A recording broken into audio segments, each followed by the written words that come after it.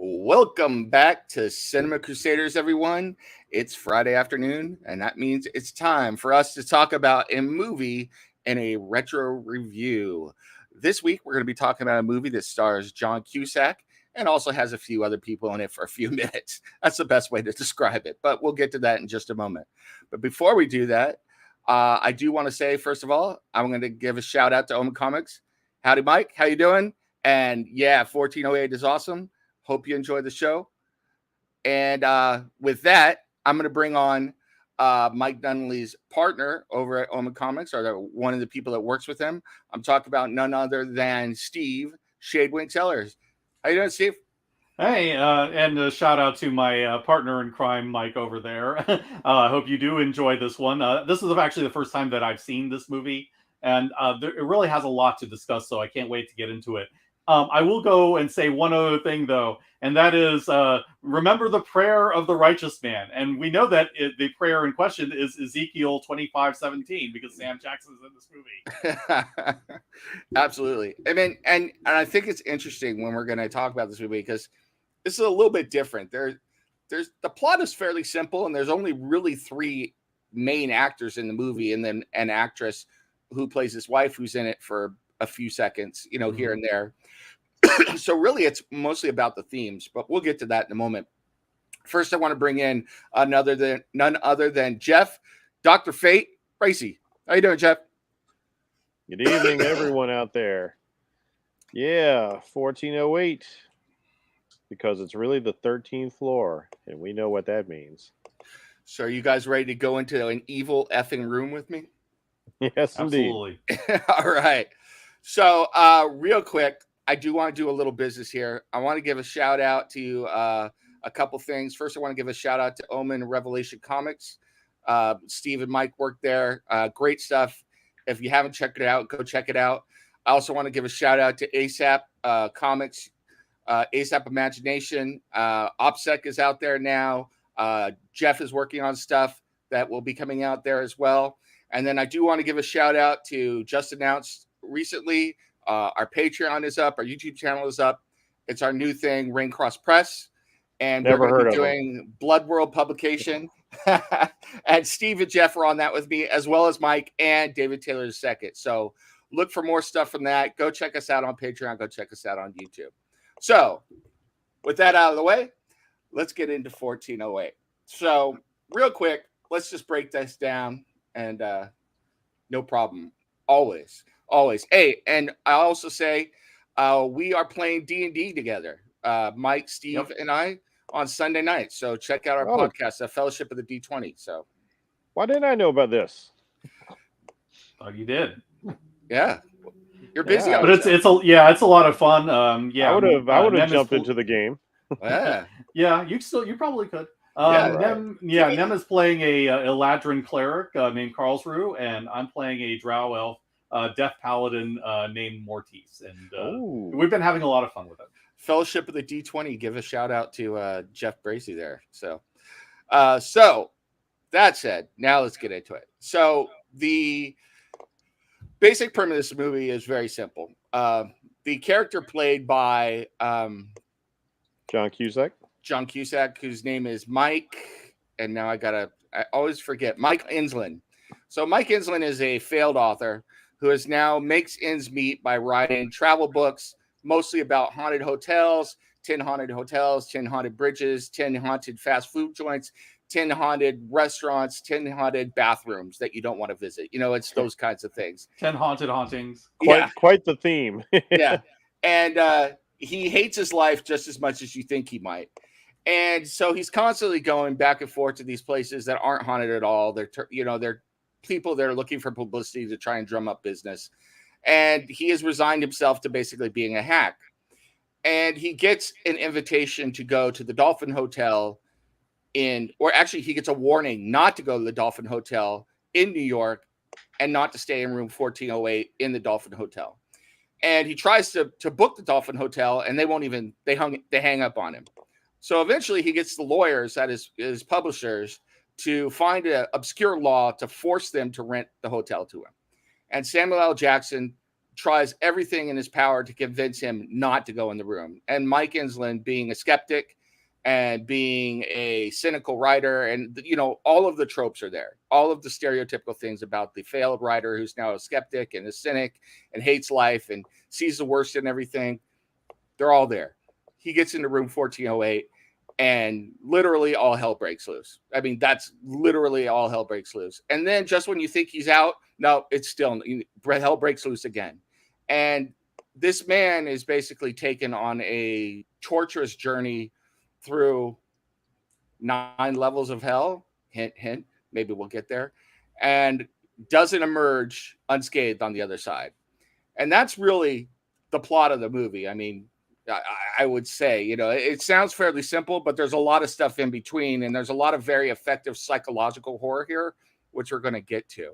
But real quick, I do want to, that was my one over the world look at the story, but I want to go around the horn real quick and see what you guys thought of the general story, the way it was put together, the way the screenplay was put together, because it's based on a short story, and they took a lot of liberties from what I've heard with the short story to turn it into a movie. So I'm going to start with Steve and then go to Jeff. What did you think of the movie as a piece of storytelling? Okay. Now, it's very clear that this is a Stephen King adaptation. And first I was like watching this and I saw Stephen King's name go up and I'm like, oh my God, that explains everything, because it is full of Stephen King tropes. And in fact, one could be forgiven in the first half of the movie of thinking that this is like basically a riff on The Shining, because you have the alcoholic writer. Yeah, you have the haunted hotel, that is, demonically possessed and trying to kill everyone, et cetera, et cetera. All the evil visions and, all these horrible things that happened in his past that, he's trying to deal with, and all these sorts of things. But I think that when you actually get into the hotel, it starts becoming very different because it becomes more of a psycho horror. I think also there's an opposite arc being played with the Ensland character than with Jack Torrance, because you have this guy who starts off as being really kind of a dick. He's very closed off. He's very cynical. He treats people, like crap a lot of the time, even his readers that pay him, all these sorts of things. But then you find that once he's in the hotel, he's confronted with things in his past, and he has to basically accept his role in that and what happened, particularly what happened to his dead daughter and his wife. And so once he comes, so the process of confronting them has the opposite effect of what the hotel wants it to have. He actually ends up becoming a better person. And so he ends up actually doing the right thing at the end of the movie. So it's a very, very different kind of track with that. And I think also it's also a movie that I think tries to be very Hitchcockian in this like Rear Window, where most of it's set in like one location. And that's actually a difficult thing to pull off. And this movie, I think, generally did it. It's not one of those things, one of those techniques that I really recommend unless you really know what you're doing.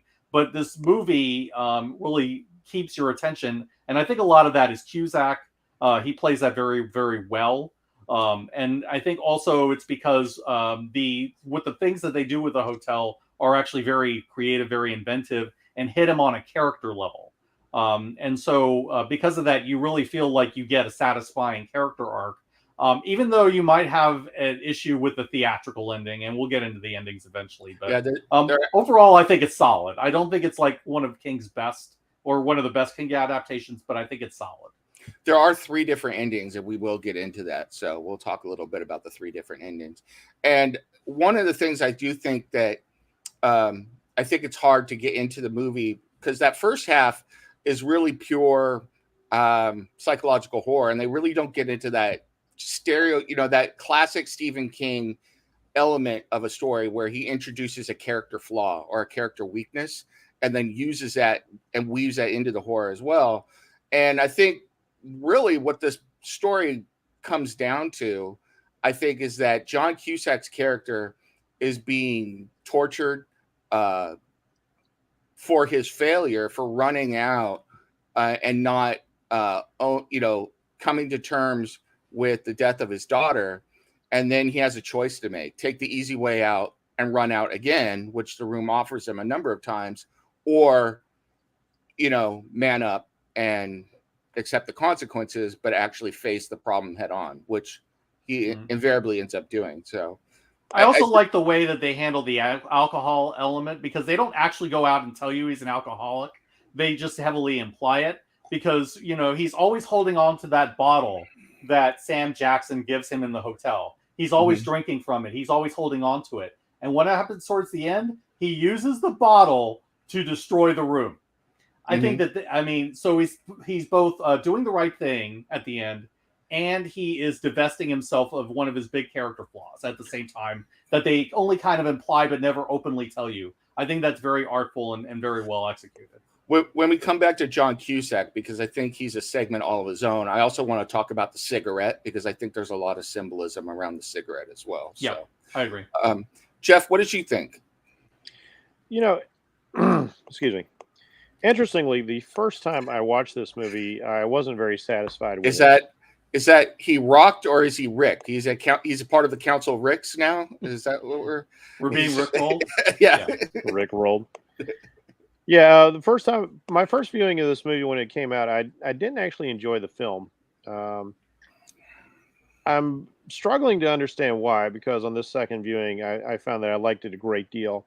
I think it had something to do with the fact that maybe it was a comparison with The Shining, an unfair comparison.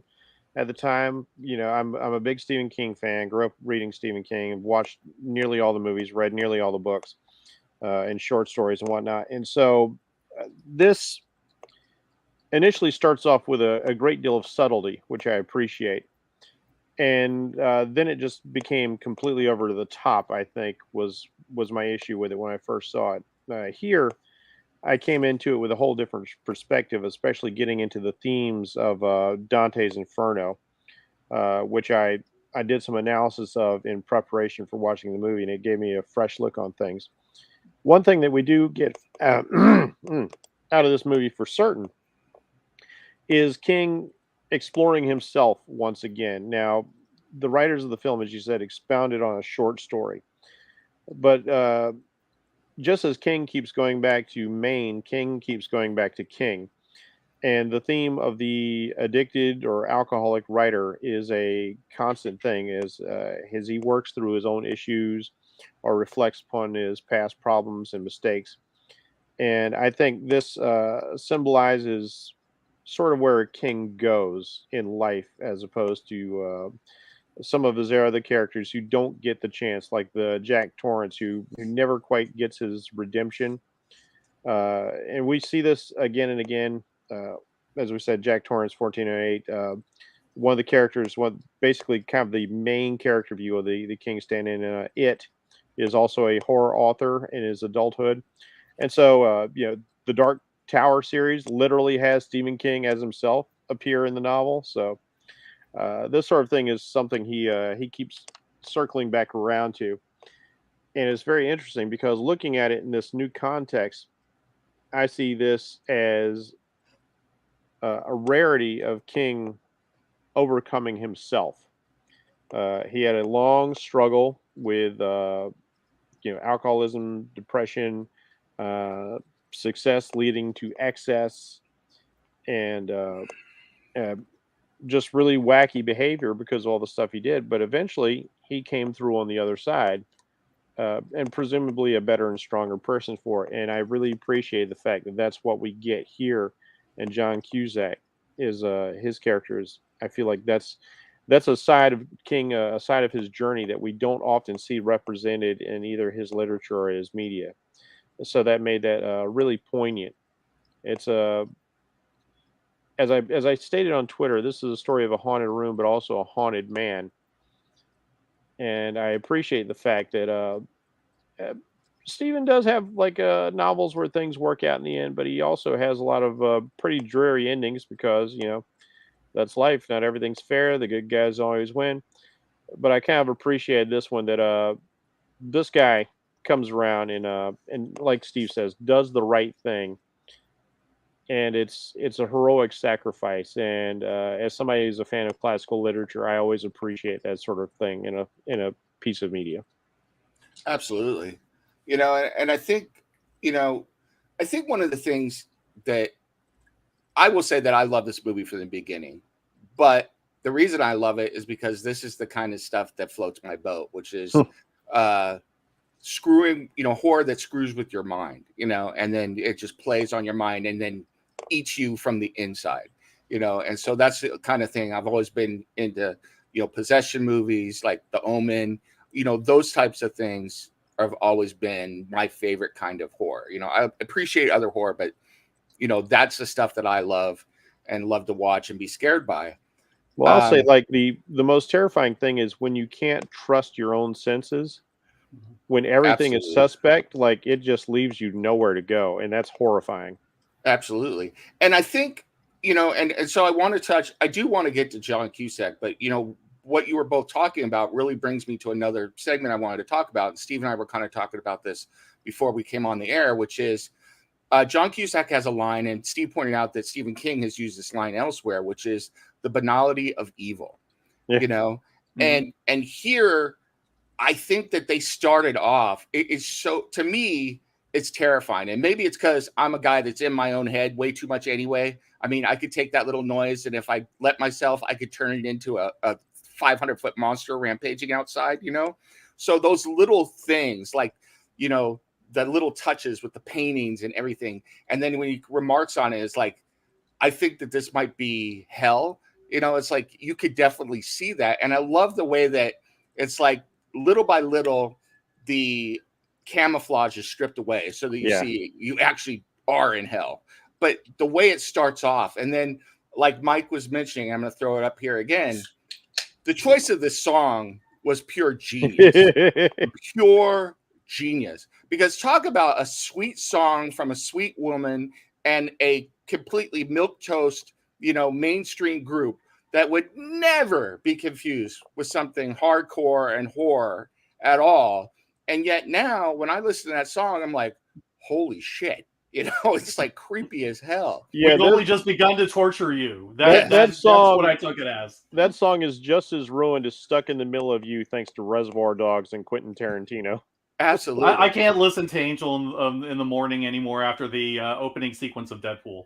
Yeah, and there's so many other little things, and I'm just going to remark on this, and then I want to go around to you guys talking about The Room as a character, because I think that's the best way it fits in. But of course, the part that really struck out at me, I mean, because there's, like you said, Jeff, there's over the top stuff later, but the part that was the creepiest to me was like when you turn around and suddenly there's chocolates on the pillow, or he goes back in the bathroom and suddenly he's trying to figure out how the hell did the toilet paper get in that complicated fold again. It's like those little things creep the living F out of me. So I used to work in the hotel industry, and like we would do things like that. I wasn't that wasn't part of like my room service. I'd bring food, and I worked in banquets, and these are little presentational things that you like when you serve the banquets. You fold the napkins in all these artful sort of ways, and like that's what high end hotels do. They give you that extra little bit of experience,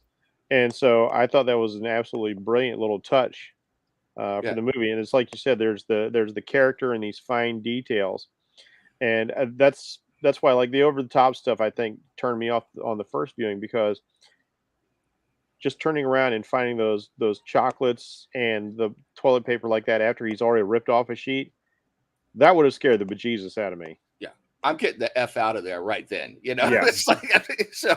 And to his credit, the character even goes like, "Well, that was unsettling." Yeah, exactly. So I got to ask you this question then, and then and I want to hear your answer. Then I'm going to go to Steve about The Room.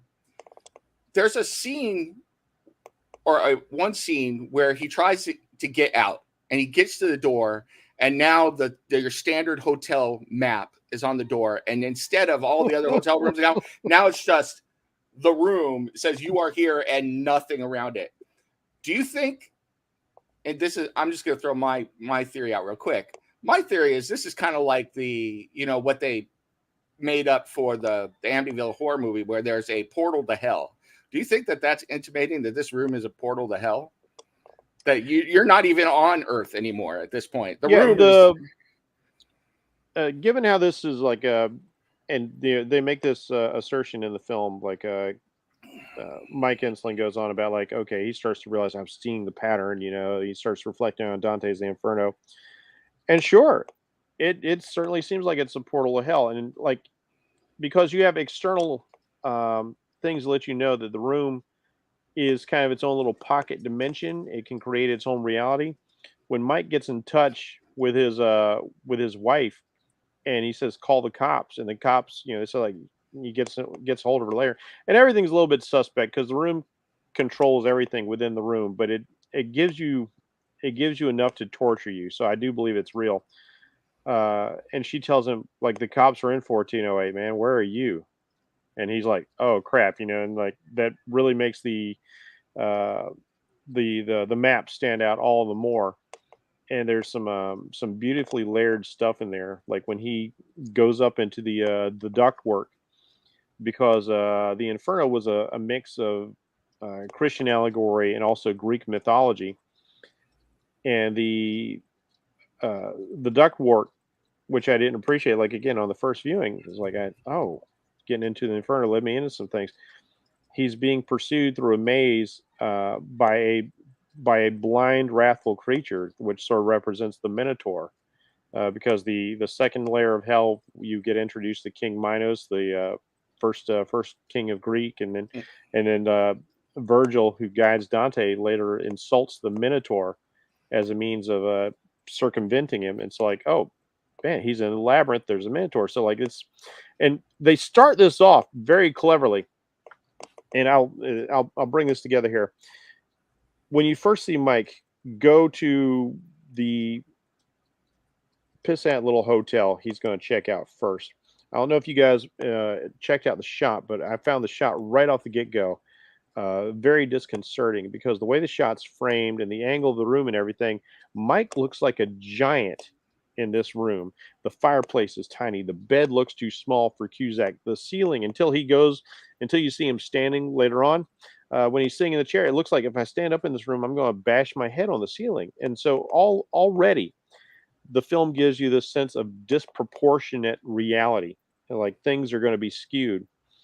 And when he goes up to the 13th floor, which of course they label the 14th because it's that hotel superstition, I don't know if you guys counted the turns as he's going through around looking for 1408. The way he went is like, oh, I should have just turned here and there's 1408. But he makes this big circle going all the way around, turn, turn, turn.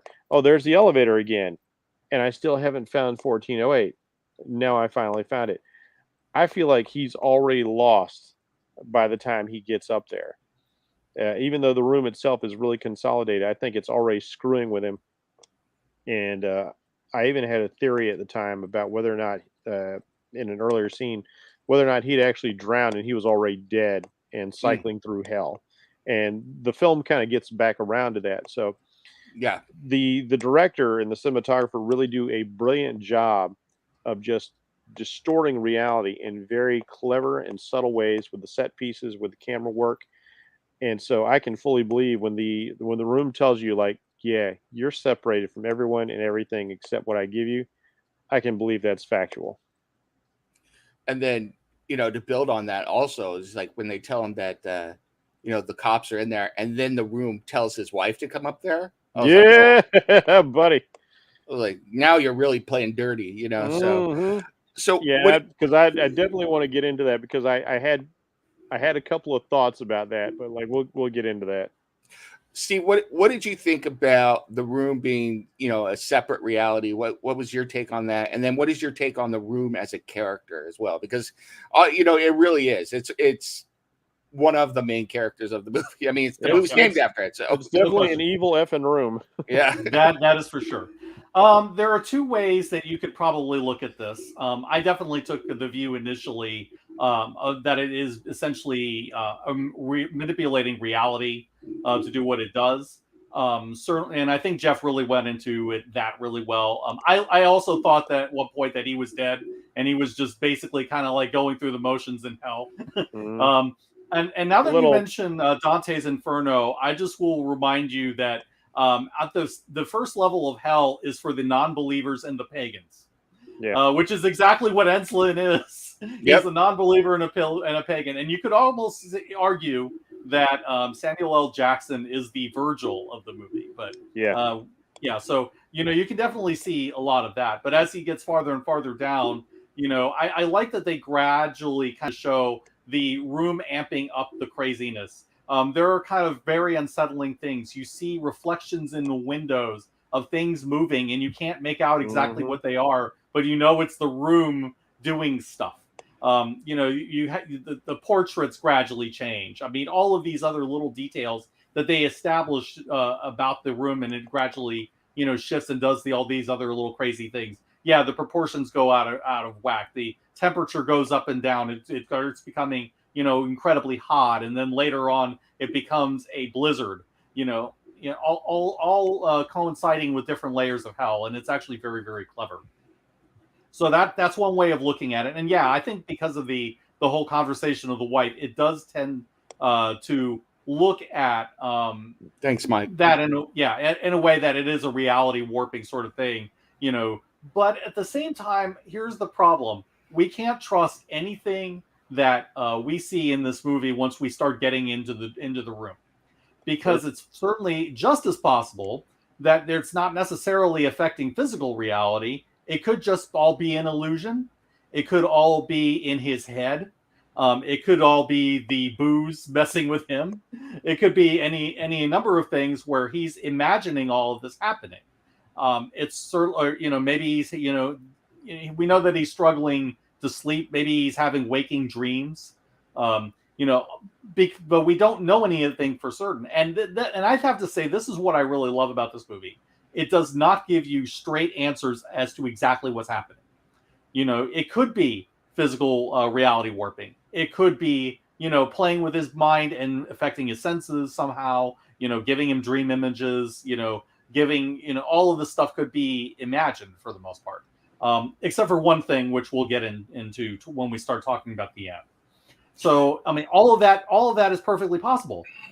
Likewise, all of these little hints and things here and there. Is the chocolate, physical? Did it physically move, or was it always there and the room hid it from him? All of these sorts of things, I think, make everything really, really clever, and we just don't know. And as far as the business with the wife and all of that, we don't know if he is necessarily hearing her, or if he's hearing and seeing what the room is showing him, and maybe nothing is going on outside at all. And all of that is really, really interesting as well. Like, how much can you trust? Because I will say, not only is Enslin a completely and unreliable narrator, because he's gradually losing it as he goes into this. And I will say that I love how he starts looking for, rational explanations, trying to be a skeptic. And then he just gradually, starts coming apart and saying, all this is real.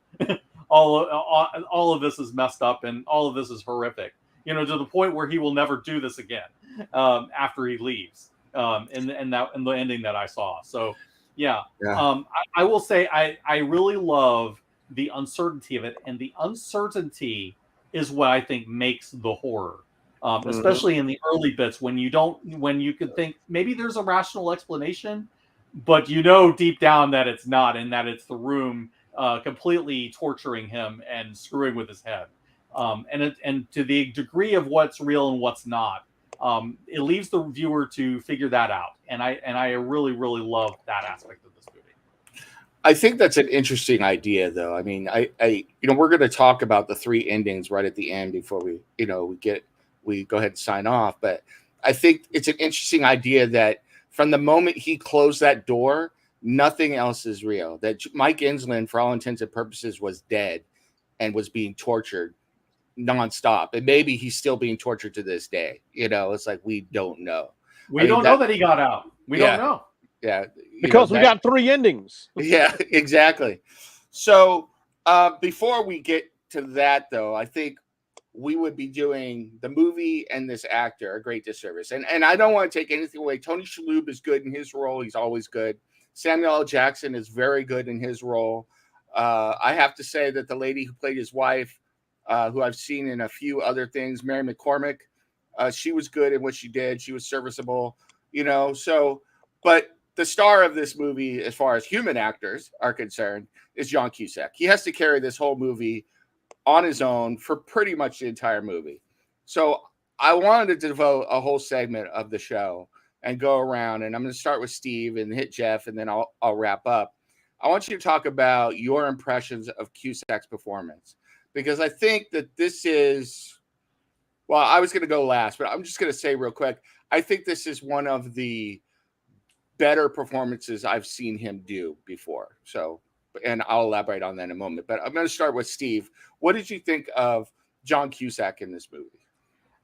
Yeah, I thought that he was excellent. And really, I mean, you have to have a really, really good actor to hold the viewer's attention for 2 hours almost in one setting. You know, because you have to care about the character. The actor has to make that character alive for those 2 hours. And we have to gradually see, particularly in this movie, the character's transformation. Not just him starting off as a jerk and becoming better, but also seeing him gradually crack as this room tortures him and finds new ways to mess with him. I look at this in very much as a horror take on something like Rear Window, you know, or Rope by Hitchcock, which is most of it is in one setting, you know, and so you're relying on the main character that is in the room to carry the movie, as well as to a certain extent the setting. So really, a lot of it is how Cusack is interacting with the setting, you know, and how he's bringing the character of Ensign alive. And the early segments of this, I mean, you definitely get the sense of that everyman character, which is very much kind of echoes Jimmy Stewart in those movies. You know, Rear Window and Rope both. He was definitely that kind of everyman sort of main character. But here we kind of see that twisted, you know, into the horror angle. And I think Cusack not only plays the gradual defrosting of this character in a lot of these scenes, but also, you know, the gradual cracking up, and, you know, how he becomes increasingly more scared. You know, how at times when the room seems to be letting off, you know, he's trying to find ways to reconcile everything, you know, make sense of everything, and then the room messes with him again, and he just completely cracks again. You know, so that dynamic, you know, between the room and Cusack is absolutely the central dynamic of the movie. You know, just because that's what you spend the most time with. And yeah, I would agree that this is definitely one of Cusack's best performances that I've seen. Keep in mind, I've not seen a lot of Cusack films. I've seen a few here and there. So while Mike brought this up, let's just do this real quick. You know, at the end, what are your top 3 John Cusack performances? Let's see. I want to say Anything was another one that I really liked. And then I'm kind of blanking on the third one. Okay. The problem is that a lot of Cusack films, he tends to come across as kind of the same dude. Yeah. This one is more of a standout because he didn't do that. Yeah, so I have to think about it. Okay. Jeff, what did you think of the performance? And then at the end, throw me your top 3 John Cusack performances. I'll do that at the start. I'll say Better Off Dead, the film that introduced me to John Cusack. Love that. Grosse Pointe Blank. Mm-hmm. And you know, I think I'm going to go with this film because it is such a standout performance, because he does have to carry the whole thing, and he does it with sublime skill. It's not just, in my estimation, it's not just the room that's carrying him through the 9 circles of hell. I feel like the character himself is going through the 9 circles of hell. It's represented in his character.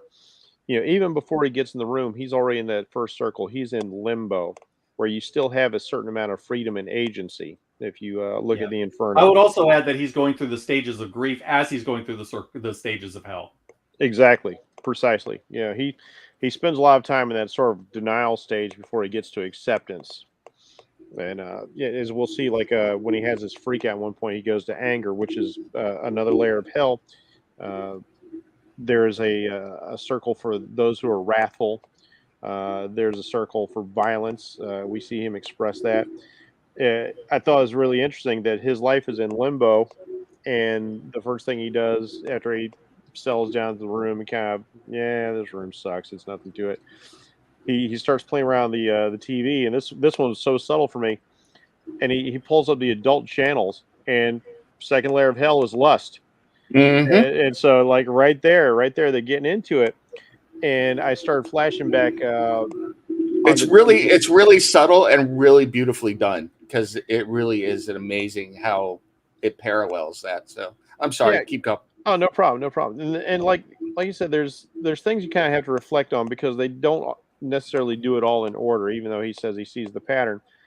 And as I started wondering about things, it's like, there's a circle of hell for greed. And when the woman who's an actual fan of his apparently one book he wrote before his child died, that had a lot of impact for people. Sam Jackson says says it was really great. This fan comes up and is really moved by it. It's not any of his schlocky hacky stuff. And she tells him like, "Oh wow, where'd you get this?" So it's going on eBay. And first thing he asks her is like, "What'd it go for?" And so there's kind of the greed aspect, the wantonness of the fame and fortune, that sort of thing that comes along with it. And the last circle of hell is for those who are treacherous. And this is where Lucifer is, because he has betrayed God, and there are so many others that, the devil is chewing on Longinus, Brutus, and of course Judas, in his three various heads in this form. And we see that he has left his wife. He went out for cigarettes and he never came back because he just couldn't deal with looking at his wife after the loss of their child. And she even talks to him at one point, and it's like, are we together? I don't know. Am I divorced? Are we separated? What's going on here? He just noped out, and Mm-hmm. just a betrayal. He couldn't even break it off clean. He ran away. And so there are so many incredible themes going on in this film, and Cusack has to cover all of that, and he does it brilliantly. He's always been a very fine actor. He's done some incredible performances when you think of things like I was about to say Lord of War, but I think that's Nicolas Cage. But Identity and other films that he's done, The Grifters, just incredible work that shows that he's got a career of being that guy, and I love him as that guy. Well, But I also love him when he's doing characters. It's when you look at guys like Jack Nicholson and Clint Eastwood, and those guys who made a career off of being that guy, and when you see him step into something else, it really snaps you awake and catches your attention as much as you like that guy as well. So he sells it, and I felt it, and it just had me rooting for him the whole time. You like just somehow, some way, and watching the character go from this really unpleasant skeptic, this guy who was barely functional as a social human being. Even his publisher talks about, like, he was talking to lawyers like, all right, just be energetic, because this guy, like, he'll just drown in his own funk if you don't bring him up. And then yeah. Shaloub just jumps up, "Hey, Mike, so good to hear you." Like, he's got to bring in the energy that Cusack doesn't have. And there's a nice little thing where the film might actually shift into the purgatory slash paradise area, and you see him get revitalized. You're like, oh, this is the guy he used to be. This is the guy he could be again. And so it's all very moving, and like I said, performed beautifully. Now, for me, and I want to say up front, I love John Cusack, and I have been a fan of his since and I'll go back to what Jeff said. The very first movie I watched of his, which was Better Off Dead, classic movie. Just Still want my it's $2. it's a staple from the '80s. Yeah, for all of us who grew up in the '80s, it's just one of the movies we grew up on. Everybody, I think, Yep. knows that movie that grew up then. And the thing is, and I think Steve's point is fair, is that I think when John Cusack is at his best, and I've always got time for John Cusack movies, but when he's at his best, I think is when he plays characters that are right in his wheelhouse because they share a lot of personality traits with him, Mm-hmm. and that they are usually semi-neurotic to some extent, intellectual to the point of being over intellectual, and zooming right past over intellectual into over analyzing everything. uh, tend to be, sarcastic, withdrawn, to a certain extent. I mean, there's a number of different elements, and you look at characters that he's played. Lane Meyer is like that in Better Off Dead. You look at even his character. I mean, this is not an impactful movie at all, but his character in America's Sweethearts is like that. You look at the character here. You look at his character in Say Anything. The guy is in his own head all the time, and I think that's one of the reasons why he's so successful here, and why we are questioning what is real and not real, because it's so easy for John Cusack to put us in that space where, is he being paranoid? Is this all him overanalyzing? Is this him in his head? Is he delusional? I mean, and even his character Martin Blank is like that, where he, is he paranoid? Should he be paranoid? Is he seeing things that are real? Is he losing his mind? So I think John Cusack is really brilliant in those types of characters, and Mike Insland is, I'm not going to say he's the same character as Lane Meyer from Better Off Dead. That's ridiculous. Or Martin Blank from Grosse Pointe Blank. But they're in that same general family, that same theme. Even his character in a movie like 2012. Was it 2012? Yeah. The disaster movie. Same kind of concept, where it's this character who can be over intellectual, and like Mike just said, the in his head aspect. That's exactly right. And to be honest with you, I identify with him a lot because this may be a surprise to everybody out there, especially those who know me. I could be in my head too much, So, I was joking with my wife with this. She's like, "No, you overanalyze." I was like, "Thank you for being sarcastic." I think it's a function of being a writer. Yeah. So, I think that bringing that. I think his casting was genius. Whoever decided to cast him in this movie was absolute genius, because I think he brings all of the elements that we needed from this Ryder character, this Mike Insland character. Because there's one moment where he sees a shadow flash by in the grate up in the ceiling, and he's kind of like doing this very primitive thing where he's tapping it and coming down like that, And it's like, we saw it too. We know there's something up there, because we're watching a horror movie. We know there's something up there, but at the same time, the way he's acting and he's touching and everything, we're like, is this dude nuts? I mean, what is going on with this guy? So it really gives you that element. And so I think it's a really great, I think he's a great fit for this role. And I think this is one of his better roles. I think if I had to give you my top 3 John Cusack movies, Identity is still my favorite, and I would love to do that movie with you guys sometime. So good. I think Identity, the Grosse Pointe Blank, is my second favorite. And then it's a tie for a bunch of them. I think I would probably put this movie 1408 right there with like Better Off Dead and maybe Say Anything, or a couple other movies, right there. But there's just a ton that I love. It's like even stuff like One Crazy Summer, where this just pure insanity is another great one from the 80s. Yeah, so so absolutely wonderful. Might have been Demi Moore's first film, if I recall correctly. Yes, it was.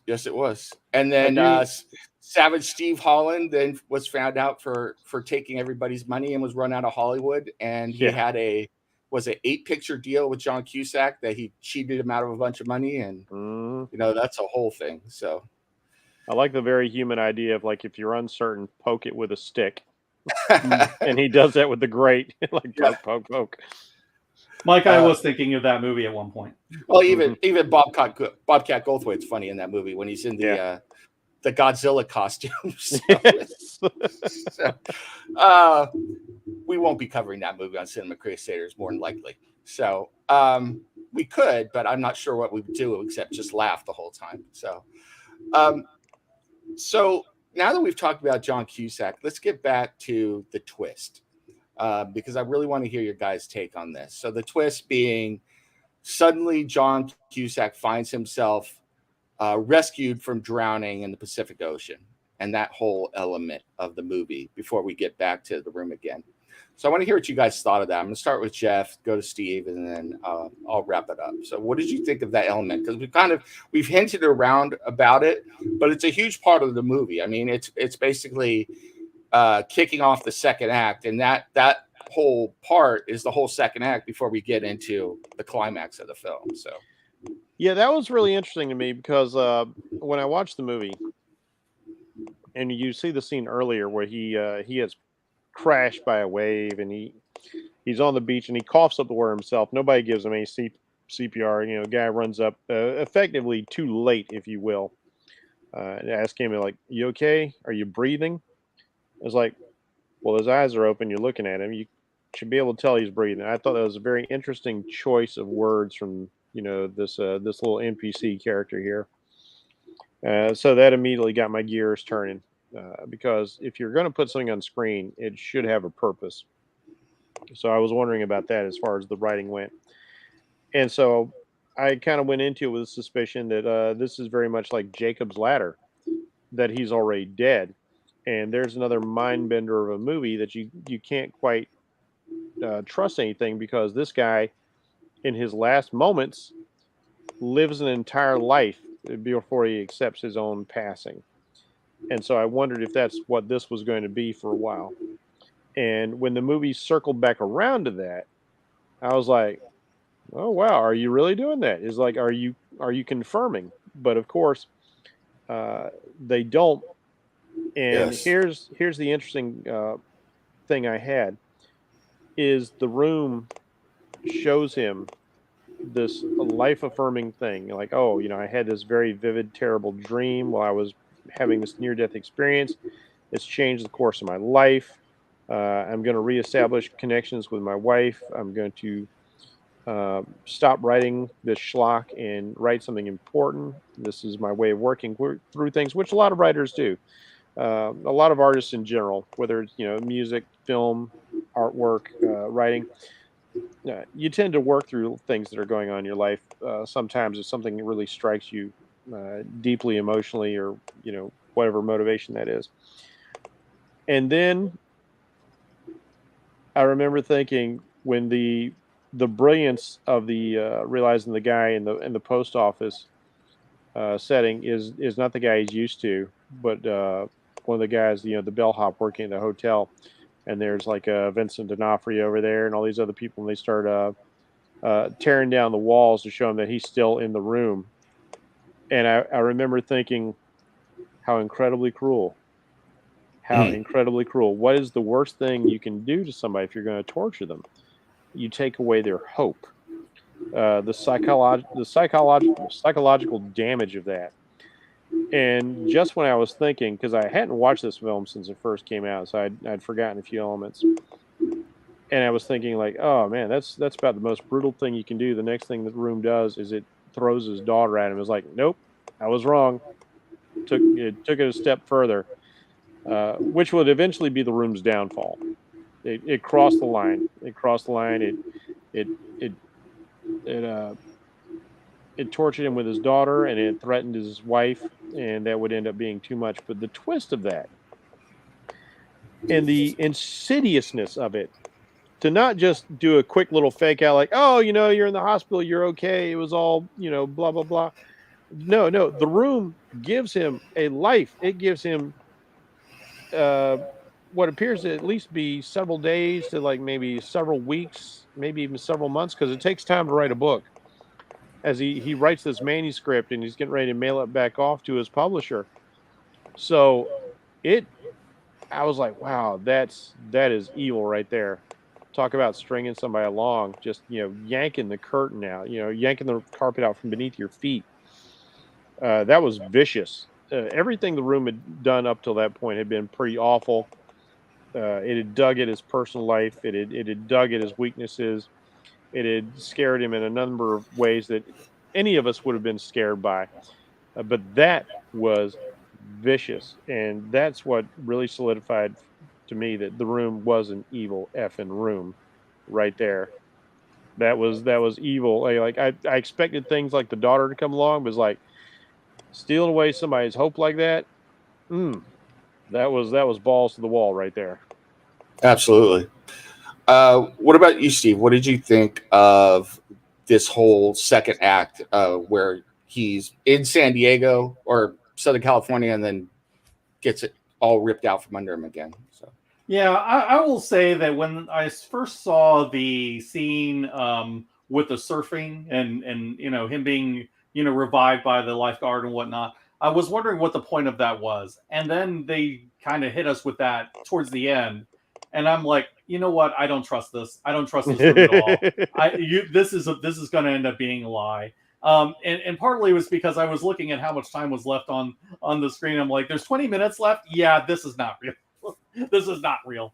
Although I did kind of wonder, like Jeff did, if he had been dead the whole time, because it would have made sense to me, if he had died way back, with the surfboard, and all of this is him, going through the layers of hell, basically, and not kind of realizing that he's dead, Sixth Sense style. That would have been really, really interesting. And on the hope angle, I agree with that too. And I will just say that there is a well-known phrase for the entrance of hell, and that is "Abandon hope, all ye who enter here." Yep. But it's like you have to abandon hope when you enter the room to hell, because it's going to use that hope to break your spirit, and I think they definitely did do that. You do see like little hints here and there of the lie kind of fraying a little bit. You do see like elements of characters that we saw in the hotel, people like that, people who had died, in the evil room, so it's like, yeah, at that point, I'm like, yeah, this is probably going to end up turning out to be a complete illusion. And, he's going to be back in the room and they're just going to mess with him some other way, which is exactly what happens. But I will say that I kind of thought that like some of the scenes with the wife, with him, finally kind of letting out like, okay, I'm coming to terms basically, with the death of my daughter, and I'm willing to at least confront the issue now when I'd completely, denied it before, living in this soft depression. At this point, he's finally ready to talk about it, and he's finally ready to write about it.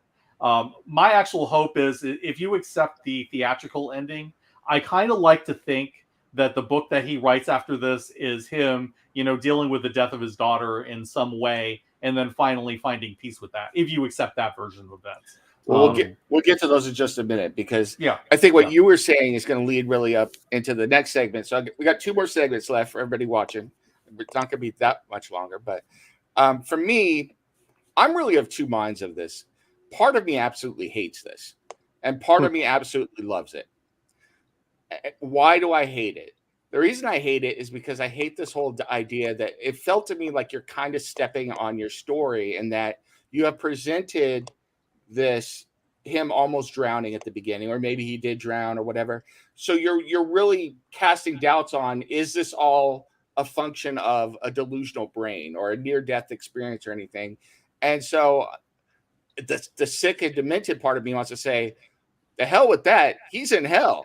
Give us hell, So, and so it's like there really is that sense of it could all be fake, the whole time. He could actually be dead because of what they've done here. And I feel like they could have accomplished the same thing in a different way, by letting him appear to leave the room and maybe go out to dinner with his wife, because she comes up and finds him, and then he goes to the bathroom and is right back in the room, or something like that.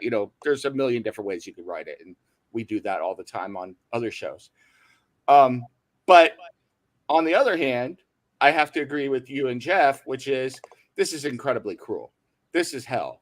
They're just showing him the things that he wants and then just ripping them away one by one. Which really brings me into the next segment, which is the cigarette for me. So it's like, there's a saying that evil is relentless. And I think Dean Koontz has a saying which is like, evil is relentless, but love is even more, more relentless, or something like that. And I think this is kind of what you get here, which is a lesser man, you can push them and then they check out. And the room asked him to check out numerous times. It's like, are you ready to check out, Mr. Insland? No, I don't think I will be, and he hangs up the phone. I think they pushed him too far. And so he is not a lesser man. And I think that's what that cigarette symbolizes. Because that cigarette was the last vestige of denial on the part of Mike Insland. Mike Insland trying to think he's a better man than he is and not being honest with himself, who he is, where his place is in the world, and owning up to himself, faults, strengths, and all. And finally, with the showing him his daughter, and they ripped away the whole stuff in Southern California, they had pushed this man over the edge. They had pushed him to the point where he's gone past hope. Hope is gone, and he's gone right past it into righteous fury. And he does a Samuel L. Jackson righteous fury, puts that cigarette in his mouth and says, I'm just going to say it, fuck all y'all. I'm burning it all down, you know, and that's what this cigarette symbolizes. And so I think that's a great, just a small little thing, but it really is, it rings so true for me because it's like, hell, you have been relentless, but you've gone too far. And every person reaches an inflection point where you might break them, but if you don't break them, you've now created a very dangerous enemy. You know, he says he tells the room, "I'm going to take you with me." Yep, absolutely. So I wanted to see what you guys thought. What were your thoughts on the cigarette? That were my thoughts on it. I'm going to go to who did I go for first last time? Steve or Jeff? I think it was me. Okay, so I'll go to Steve. What do you think? Yeah, I really didn't put a whole lot of thought into the cigarette per se. But I will say, in response to the business about hope, there is a particular line from Frank Miller's Born Again: "A man without hope is a man without fear." And that is exactly what he was driven to at the end of this. You took away all of his hope, and it's like, I have nothing whatsoever to lose but my life, which is the thing that you want. You want me to kill myself. I'm not going to give you the satisfaction of going out the way you want me to. So I've decided I'm going to go out on my own terms, and that is to burn this place to the freaking ground. Yep. I have that last act of defiance. I really love that. And because it's not just that, you know, he was dying for that, but also it's because I have something to look forward to after I'm dead. And that is, I get to see my daughter again. I get to look forward to making peace with my daughter and being with her. You know, so if you kill me, I have lost absolutely nothing. And I go ahead. Yeah. So I really love that whole aspect. You know, it really, I think, redeems his character. Yeah, but Bjorn scream here. Yes, full on barbarian. You know, death before dishonor kind of thing. Yeah, that's exactly what it is. And I think that the fact that it's a character like Cusack that does this, you don't expect that kind of character to decide to do that. But at that moment, it perfectly it hits at the right moment. It's emotionally satisfying. You know, you see that at this point he's gone through the stages of grief and into an acceptance at this point. Like, I've accepted what happened to my daughter. I've accepted what I've become, and I've accepted, like, you know, all the sins that I've committed, and I am going to, you know, make restitution for them. You know, even if it costs me my life, and I'm going to do this by getting rid of this evil room and burning it from existence. It's just so satisfying. And we'll get to what this all means in a moment when we get to the three endings, what it could possibly mean. But, you know, I would say at this point in the film, we don't even know if this righteous anger was going to redeem him in the mind of heaven. We just know that in our eyes, in our hearts right here, it redeems him as a character, you know? So we're all like, yeah, burn that mother. Hold on. You know, no, I'm not going to join you in 1408, but burn that mother down, you know? So what did you think, Jeff? Yeah, I think we see in the course of the film that this strength was always there, again, in subtle ways. Despite the fact that the death of his child has worn him down, has in a lot of ways broken him, there are parts of him that are still a fighter. When we get the flashbacks of them trying to console their daughter in the hospital as we find out she's dying, he's very adamant, like, no, sweetheart, you're not going anywhere, even though the mother's trying to console her. And even the daughter turns to him and says, like, you know, Daddy, everybody dies.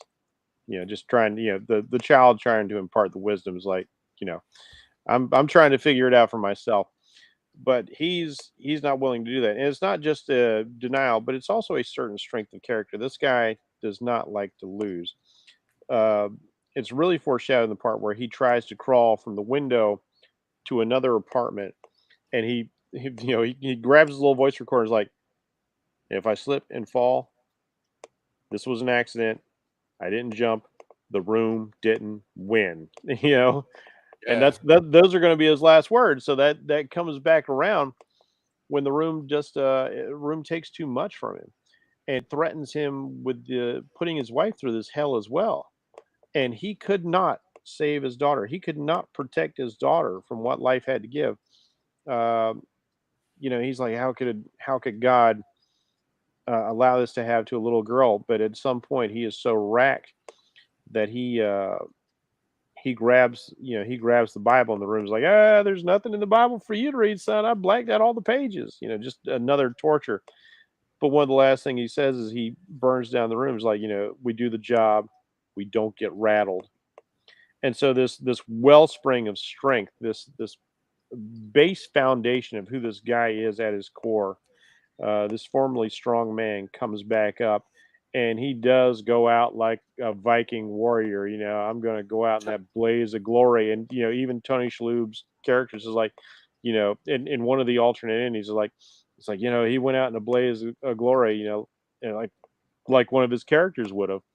Tell me I'm not wrong in saying that last line where he's like, we do the job, we don't get rattled, if he doesn't come across as a soldier. Dude, totally. Totally. That is such a soldier ethic right there, because like when you've got bullets whizzing past your head, when you've got explosions going off around you, you can't get rattled, because being rattled means you die. Mm-hmm. And probably not just you, but all your comrades as well. Because that's what being a soldier is about. It's your life isn't just your own anymore. You are responsible for the lives of everybody in your squad, your platoon, your company, whatever. That's one of the first things they drill into your brain when you get into boot. Yeah. So yeah, I dig that interpretation. I will say this right before we get to the endings here in just a second, which is with the cigarette. This Oh, cigarette. I totally forgot to mention what I thought the cigarette was about. Okay, go for it. Let's hear it. Really quick, just really quick. The cigarette represents his failure, and he kind of keeps that with him, because what's the last thing he did? He went out for cigarettes, and he never came back. And he has this BS excuse about like, That's a oh, good you know, I'm point. saving it for the world, you know. And I've heard some people who are addicted say things like that, like, you know, I keep this bottle of scotch. If the world's gonna blow up, might as well get drunk. You know, like might as well enjoy this last cigarette. But I think that's another way of him punishing himself, because he knows Guilt. he totally did his wife dirty, Interesting. and he has that constant reminder, that self-flagellation, if you will, in another religious aspect. That's his way of self-flagellating himself, his guilt, his punishment. And Hmm. yeah, that's where I thought it was at. I could see that as well. Um, Yeah, that's plausible. this cigarette also reminded me. I don't know what it is. I got to get cigarettes, and you know, a cigarette like this and something I write sometime. It reminded me of a cigarette from another one of my favorite movies, which also happens to be about demons and possession. Denzel Washington's poison cigarette at the end of Fallen. Oh yeah. You know, so which is the giant fu to the demon in that movie as well. So if you haven't seen that one, maybe we should cover that eventually as well. So we'll see. You know, we got a lot of stuff coming up, and I'll talk about that right at the end, because we got a special Neil Gaiman thing, and then a birthday. We're gonna do a little birthday stuff next week. So we're gonna Mhm. talk Neil Gaiman and some birthday stuff, and just chill and hang out and take some questions and stuff like that. But that's next week. So let's get into the alternate endings. There's 3 alternate endings, and I'm going to lay them out real quick, and then I want to go to Jeff and then Steve, and then we'll wrap this up. So the 3 alternate endings, the most common one was the theatrical ending, which is the feel good, you know, Wayne's World ending, where he survives it all. He's in the hospital. He comes out, and presumably he goes on to get back together with his wife, writes a book, and you know, goes off into the sunset. So that's the happy ending. Then there's the middle ending, where he dies and they bury him, and we see his ghost in the shell of 1408, and his daughter calls him, and he goes and he disappears, presumably off to heaven. And meanwhile, Samuel L. Jackson shows up with the tape recorder that's all burned and tries to give it to his wife. Wife wants no part of it. So his wife turns on the tape recorder, or Samuel L. Jackson goes back into his Into car, his car, yeah. turns on the tape recorder, and then sees visions of horror behind him, is freaked out, and then basically fade to black. Yeah, the That's not order of that is reversed. We see right. that segment, and then we get a better idea of like, oh, he's in the room, and then he presumably Yeah, goes off to heaven. and for me, I think that ending kind of hints at maybe Splits the difference. whatever was at 1408 is gone from 1408 now, but maybe is attached to this tape recorder or Samuel L. Jackson, or because something's going on with him, but it doesn't really say. And then the third ending, which we knew Hollywood would never get out, which is John Cusack's just dead. So the man is dead. Cut fade to black in the movie. That's it. So you knew Hollywood would never let that one get out. So those were the Now, three different endings. is that the one where Tony Shalhoub gets the manuscript for 1408 after the fact of Cusack being dead? Correct. Because I swear to you, I saw a different ending than all of those when I first watched the movie. And that's what made me go and look up the alternate endings of the film, because I could have sworn I saw the clip of like Samuel from the other two's like going, well done, Mr. Enslin, drinking his cognac. Yeah. And then I can't remember if it was Sam leaving. I think it was Sam leaving the hotel, not his wife, but he looks up and sees Cusack in the window. I will say that there was even more. So did anybody else see that ending, or was it just me? I have seen that ending on videotape, but I've never seen it mentioned. And there was more scenes shot with Samuel L. Jackson. And I remember the trailer for this movie where it was intimated that Samuel L. Jackson was the devil. See, the ending I saw, like I didn't get that he was the devil, because he seemed to be very, very sad to see Mike up in the room as he was leaving the hotel for the day. And my takeaway at that edit of the film was like, the room is like the Overlook, and it's just claimed one more soul, and he's trapped in there forever. Like, if we see in the film, like these people repeating their deaths or their violent acts over and over again in the room, is like, oh yeah, sucks for him. Yeah. So my question for you guys, with that in mind, so we know that there are definitely three endings, and I think you're absolutely right, Jeff. I think there is a fourth ending floating out there somewhere. What do you think those endings do to the movie, and which one do you prefer? Start with me? Yeah. Okay. Yeah, I think I've got to go with the middle ending. I think I like, and just because it's again a classical ideal in literature. Even though in life I believe in redemption and everything, in my fiction I kind of like to see the scales balance out. And even though I don't believe this guy deserved death per se, I love the noble sacrifice, the heroic sacrifice, that soldierly sort of sacrifice you say at the end there, because I am going to protect my wife, because that's what a man does.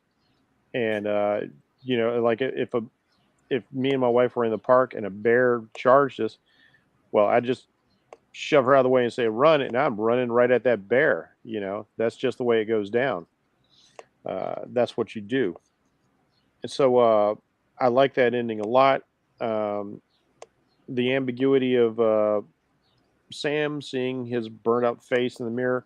Mm-hmm. I think that's a thing like, well, you might win, but evil still exists in the world. And I also, in all the cuts that I saw, I did like the fact that this one plays better because it's not him sitting in the office with almost this omniscient sort of thing, like, drinking his cognac and like, well done, Mr. Enslin.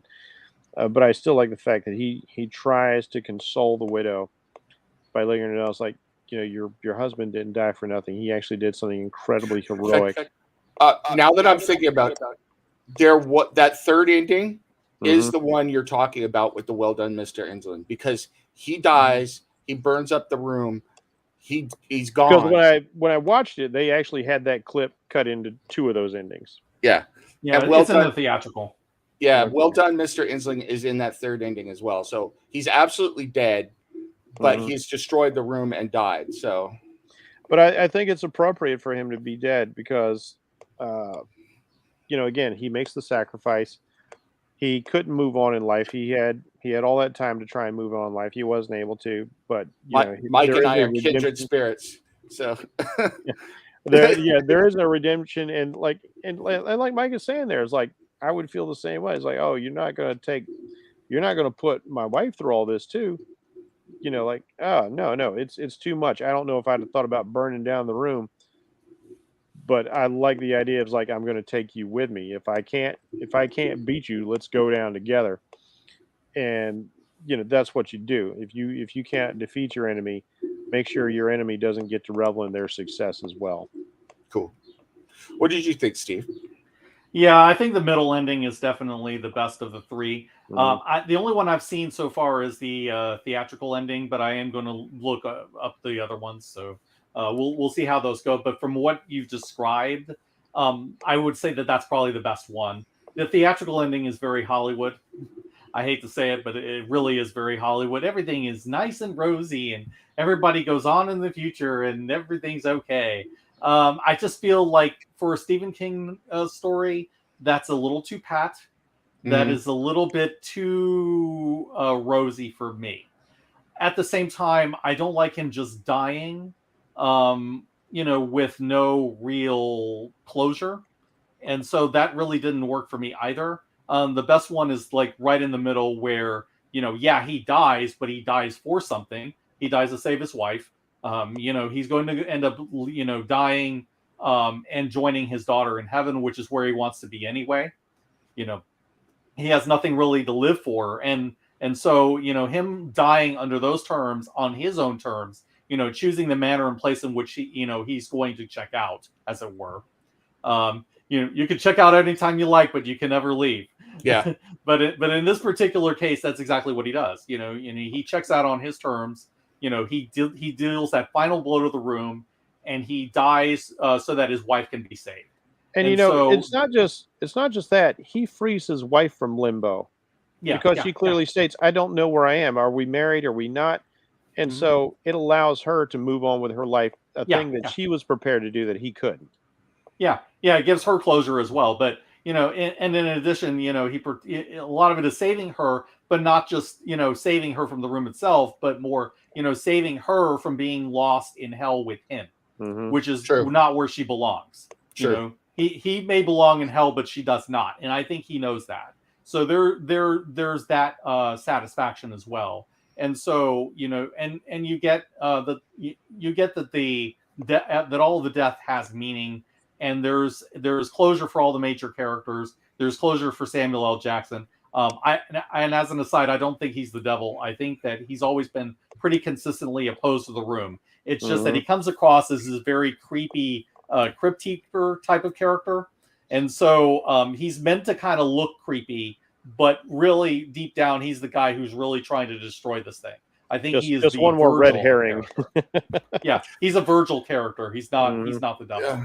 Yeah. So I would say, just to wrap this all up, that if I wanted to send everybody out to the bar or to check themselves into a psych ward, I'd go with the third ending, which is basically telling you that evil is inevitable and you Now, have no which chance, ending is the third ending? where he Where just he's just dies dead. and the room endears, or endures, kind Yeah, of like a no good. midnight clear. If you've never seen that movie, get yourself a bottle of whiskey, Mike Anslin style, and sit down and be prepared to just want to end it Well, all. after you say this, I want to ask you a question about that.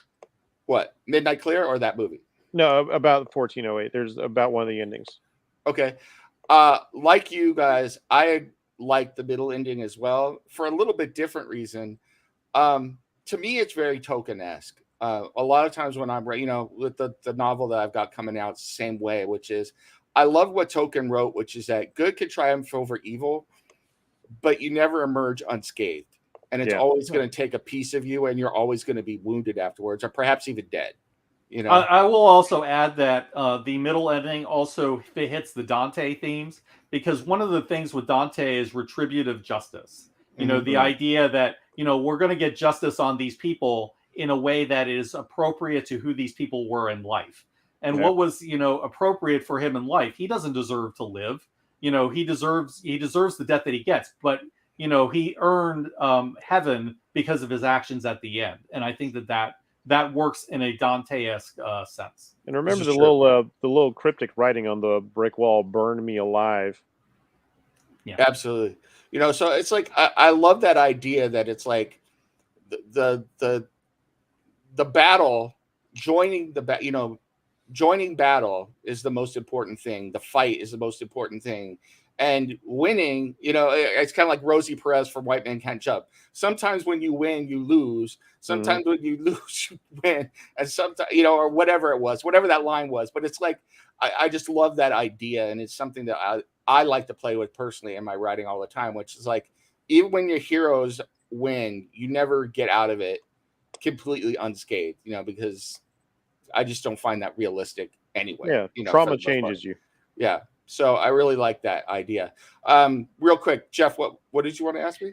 Okay, in one of the endings where he's just dead, and his wife and his publisher are going through his things. The publisher goes back to his office, and he ends up with a script titled Mm-hmm. 1408. I can see why this didn't make it to any of the cuts that I saw, because uh, I didn't see the relevance of that. What did you Yeah. think about him getting the book 1408? Is like a it Well, didn't seem purposeful. It didn't seem to symbolize everything. It just seemed to throw a big question mark up there with no real reason to it. I think there's two reasons it didn't come out. One is that, like you said, it doesn't make a whole lot of sense. It's intimating that there are actors outside of the room when it's been very Yeah. clear that the whole time that within those four walls, you're in another space and it has all encompassing power. But now you're saying that it can project outwards. That's one. And two, it's almost a There is direct. the question about who sent him the postcard as well. Yeah. Oh, I always got the impression that he sent it himself, which is almost like an alternate reality. Really, where you get that Jacob's Ladder stuff going on. Ooh, that's a crazy idea. The other reason I think that they got rid of that whole script idea, the script from hell idea, is because it's almost a direct ripoff of In the Mouth of Madness. So, it's coming pretty darn close where people are going to start watching it going, okay, now where's Sutter Kane? So because I did actually ask that question, especially with this one, clown-looking guy that was threatening him. He reminded me of the guy that does "Do You Read, Sutter Kane?" Yes. Yeah. So I think that's where that is. So yeah, cool, great discussion, guys. For everybody out there watching, I will announce that next Friday we're going to be doing something a little bit different. We have a short film that we're going to watch. It's something brand new, just released from Neil Gaiman. It's called the blah blah blah. I gotta find it real quick. The Curse of Saint Oron, I believe, or the Grave of Saint Osan. Osan, sorry, or Oron, one of those two. Yeah, it's Oron. So we're gonna watch that, and we're gonna talk about that. That's some good note taking there. Yeah. And sorry, we're a professional outfit. Yes, we're very professional here. So we're gonna watch the Grave of Saint Oron and talk about that a little bit, and then we're just gonna kind of chill and hang out and take some questions and talk about movies and just kind of kick it around because I'm gonna be another year older next Friday. So yay, Happy birthday! You made it. Maybe I'll cry on screen. We'll see what happens. So anyway, that's kind of the plan next week. I'm gonna chill with my friends. We're gonna talk some Neil Gaiman stuff. And then we're going to chill and just talk about movies and kind of have a good one with all of you too. So we're going to, take some of your questions if anybody tunes in and just kind of hang out. So I want to thank my co-hosts on this. I think this was a great discussion of 1408. As always, these are the kind of things I think we could sit here and talk about it for 2 or 3 hours if we really wanted to. It's just the kind of things we do. But I think we hit on a lot of the main things. I think it was really good. So thank you so much, Steve. Yeah, glad to be here. And until next time, stay scared. Yeah, I'm glad you got to see this movie. I really wanted to hear what you thought about it, and I'm still gonna get you to watch a rom-com sometime, and we'll talk about it. But we'll see. So, thank you so much, Jeff. Pleasure to be here, and remember, don't let that door close behind you. Yeah, and remember, when you watch romantic comedies, stay scared. So on that note, we're going to sign off. This is Cinema Crusaders. Y'all enjoy your weekend. We're out, everybody. Bye.